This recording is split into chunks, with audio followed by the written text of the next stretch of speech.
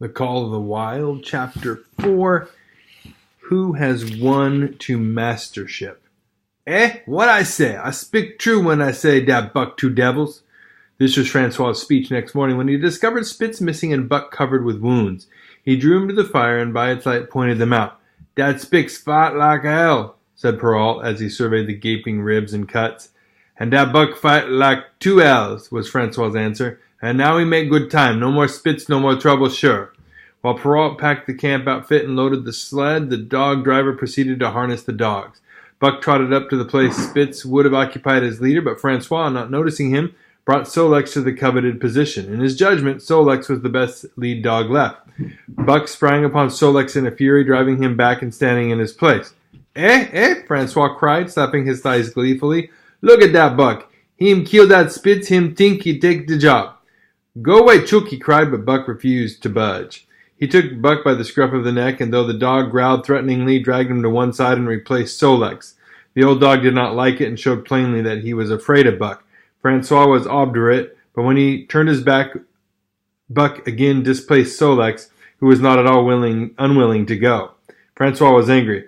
Now by gar, I fix you, he cried, coming back with a heavy club in his hand.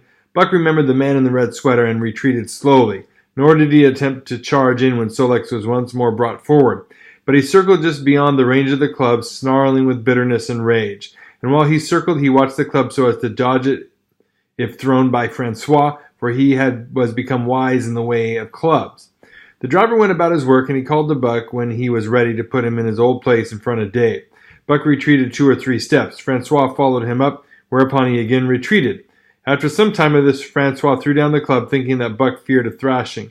But Buck was in open revolt. He wanted not to escape a clubbing, but to have the leadership. It was his by right. He had earned it, and he would not be content with less. Perrault took a hand. Between them they ran him about for the better part of an hour. They threw clubs at him. He dodged. They cursed him and his fathers and mothers before him, and all his seed to come after him down to the remotest generation, and every hair on his body and drop of blood in his veins, and he answered curse with snarl and kept out of their reach. He did not try to run away, but retreated around and around the camp, advertising plainly that when his desire was met, he would come in and be good. Francois sat down and scratched his head. Perrault looked at his watch and swore. Time was flying, and they should have been on the trail an hour gone. Francois scratched his head again. He shook it and grinned sheepishly at the courier, who shrugged his shoulders in sign that they were beaten. Then Francois went up to where Solex stood and called to Buck. Buck laughed as dogs laughed, yet kept his distance. Francois unfastened Solex's traces and put him back in his old place. The team stood harnessed to the sled in an unbroken line, ready for the trail. There was no place for Buck save at the front. Once more Francois called, and once more Buck laughed and kept away. To row down the club, Perrault commanded. Francois complied, whereupon Buck trotted in, laughing triumphantly, and swung around into position at the head of the team.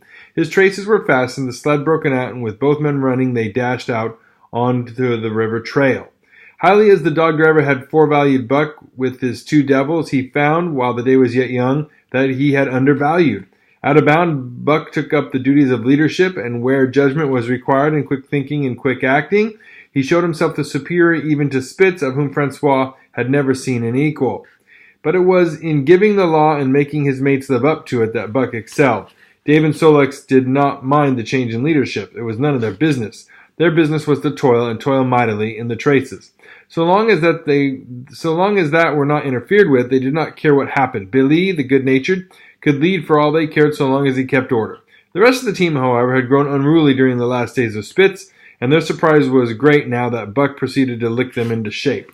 Pike, who pulled at Buck's heels and never put an ounce more of his weight against the breast band than he was compelled to do, was swiftly and repeatedly shaken for loafing, and ere the first day was done, he was pulling more than ever before in his life.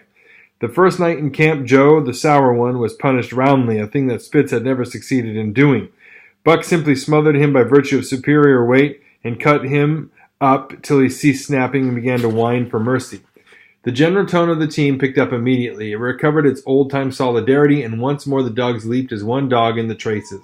At the rink rapids, 2 native huskies, Teek and Kuna, were added, and the celerity with which Buck broke them in took away Francois' breath. Never such a dog as that Buck, he cried. No never. Him worth $1,000 by gar. What you say, Perrault? And Perrault nodded.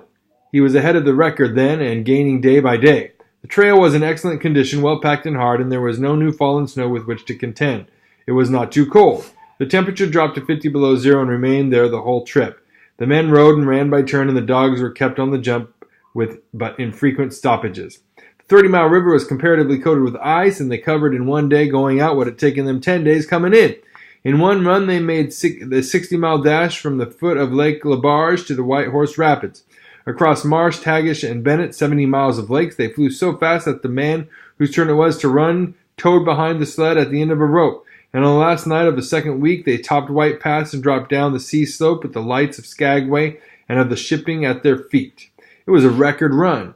Each day for 14 days, they had averaged 40 miles. For 3 days, Perrault and Francois threw chess up and down in the main street of Skagway and were deluged with invitations to drink, while the team was the constant center of a worshipful crowd of dog busters and mushers. Then 3 or 4 Western bad men aspired to clean out the town, were riddled like timbers boxes for their pains, and public interest turned to other idols. Next came official orders. Francois called Buck to him, threw his arm around him, and wept over him. And that was the last of Francois and Perrault. Like other men, they passed out of Buck's life for good. A Scotch half-breed took charge of him and his mates, and in company with a dozen other dog teams, he started back over the weary trail to Dawson. It was no light running now, no record time, but heavy toil each day with a heavy load behind, for this was the main trail, carrying word from the world to the men who sought gold under the shadow of the pole. Buck did not like it, but he bore up well to the work, taking pride in it after the manner of Dave and Sol-leks, and seeing that his mates, whether they prided in it or not, did their fair share. It was a monotonous life, operating with machine-like regularity. One day was like every another. At a certain time each morning, the cooks turned out, fires were built, and breakfast was eaten. Then, while some broke camp, the others harnessed the dogs, and they were under way an hour or so before the darkness, which gave warning of dawn. At night, camp was made. Some pitched the flies, others cut firewood and pine boughs for the beds, and still others carried water or ice for the cooks. Also, the dogs were fed. To them, this was the one feature of the day, though it was good to loaf around after the fish was eaten for an hour or so with the other dogs, of which there were 50 and odd. There were fierce fighters among them, and 3 battles with the fiercest brought Buck to mastery, so that when he bristled and showed his teeth, they got out of his way. Best of all, perhaps, he loved to lie near the fire, hind legs crouched under him, forelegs stretched out in front, head raised and eyes blinking dreamily at the flames. Sometimes he thought of Judge Miller's big house in the sun-kissed Santa Clara Valley, and of the cement swimming tank in Isabel, the Mexican hairless and Toots, the Japanese pug, but oftener he remembered the man in the red sweater, the death of Curly, the great fight with Spitz, and the good things he had eaten or would like to eat. He was not homesick. The Sunland was very dim and distant, and such memories had no power over him. Far more potent were the memories of his heredity that gave things he had never seen before a seeming familiarity. The instincts, which were but the memories of his ancestors, become habits, which had lapsed in later days, and still later in him quickened and became alive again.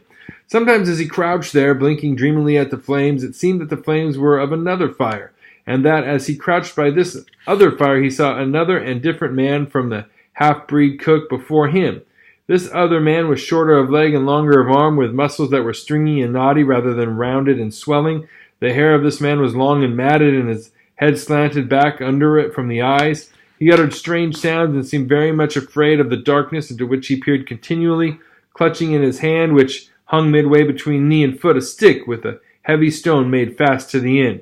He was all but naked, a ragged and fire-scorched skin hanging part way down his back, but on his body there was much hair. In some places, across the chest and shoulders and down the outside of the arms and thighs, it was matted into almost a thick fur. He did not stand erect, but with trunk inclined forward from the hips on legs that bent at the knees. About his body there was a peculiar springiness or resiliency, almost cat-like, and a quick alertness as of one who lived in perpetual fear of things seen and unseen.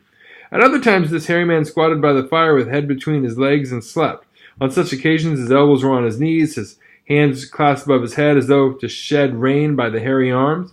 And beyond that fire, in the circling darkness, Buck could see many gleaming coals, 2 by 2, always 2 by 2, which he knew to be the eyes of great beasts of prey. And he could hear the crashing of their bodies through the undergrowth and the noises they made in the night.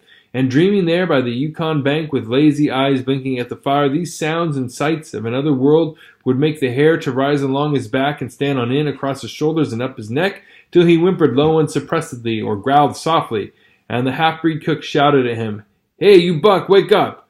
whereupon the other world would vanish and the real world come into his eyes, and he would get up and yawn and stretch as though he had been asleep. It was a hard trip, with the mail behind them, and the heavy work wore them down. They were short of weight and in poor condition when they made Dawson, and should have had 10 days or a week's rest at least, but in 2 days' time they dropped down the Yukon bank from the barracks, loaded with letters from the outside. The dogs were tired, the drivers grumbling, and to make matters worse, it snowed every day. This meant a soft trail, greater friction on the runners, and heavier pulling for the dogs, yet the drivers were fair through it all and did their best for the animals. Each night the dogs were attended to first. They ate before the drivers ate, and no man sought his sleeping robe till he had seen to the feet of the dogs he drove. Still their strength went down. Since the beginning of the winter they had traveled 1,800 miles, dragging sleds the whole weary distance, and 1,800 miles will tell upon life of the toughest. Buck stood it, keeping his mates up to their work and maintaining discipline, though he too was very tired. Billy cried and whimpered regularly in his sleep each night. Joe was sourer than ever, and Sol-leks was unapproachable, blind side or other side. But it was Dave who suffered most of all. Something had gone wrong with him. He became more morose and irritable, and when camp was pitched, at once made his nest where his driver fed him. Once out of the harness and down, he did not get on his feet again till harness up time in the morning.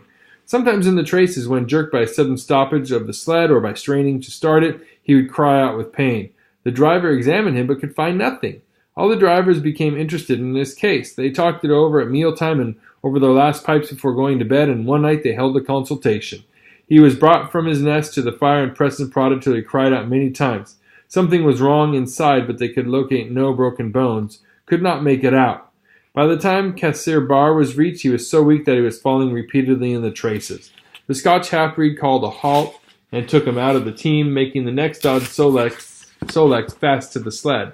His intention was to rest Dave, letting him run free behind the sled. Sick as he was, Dave resented being taken out, grunting and growling while the traces were unfastened, and whimpering broken-heartedly when he saw Sol-leks in the position he had held and served so long. For the pride of the trace and trail was his, and sick unto death, he could not bear that another dog should do his work.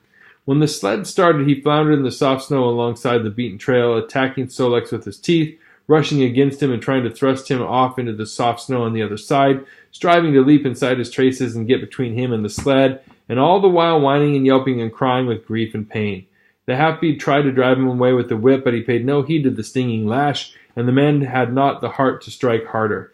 Dave refused to run quietly on the trail behind the sled where the going was easy, but continued to flounder alongside in the soft snow where the going was most difficult, till exhausted then he fell, and lay where he fell, howling lugubriously as the long train of sleds churned by.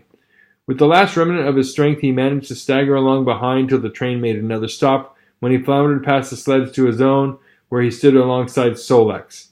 His driver lingered a moment to get a light for his pipe from the man behind, then he returned and started his dogs. They swung out on the trail with remarkable lack of exertion, turned their heads uneasily, and stopped in surprise. The driver was surprised too. The sled had not moved. He called his comrades to witness the sight. Dave had bitten through both of Sol-leks' traces and was standing directly in front of the sled in his proper place. He pleaded with his eyes to remain there. The driver was perplexed. His comrades talked of how a dog could break its heart through being denied the work that killed it, and recalled instances they had known where dogs, too old for the toil or injured, had died because they were cut out of the traces. Also, they held it a mercy, since Dave was to die anyway, that he should die in the traces, heart easy and content. So he was harnessed in again, and proudly he pulled as of old, though more than once he cried out involuntarily from the bite of his inward hurt. Several times he fell down and was dragged in the traces, and once the sled ran upon him so that he limped thereafter on one of his hind legs. But he held out till camp was reached, when his driver made a place for him by the fire. Morning found him too weak to travel. At harness-up time he tried to crawl to his driver. By convulsive efforts he got to his feet, staggered, and fell. Then he wormed his way forward slowly toward where the harnesses were being put on his mates. He would advance his forelegs and drag up his body with a sort of hitching movement, when he would advance his forelegs and hitch ahead again for a few more inches. His strength left him, and the last his mates saw of him, he lay gasping in the snow and yearning toward them. But they could hear him mournfully howling till they passed out sight behind a belt of river timber. Here the train was halted. The Scotch half-breed slowly retraced his steps to the camp they had left. The men ceased talking. A revolver shot rang out. The man came back hurriedly. The whip snapped, the bells tinked merrily, the sledge churned along the trail. But Buck knew, and every dog knew, what had taken place behind the belt of river trees.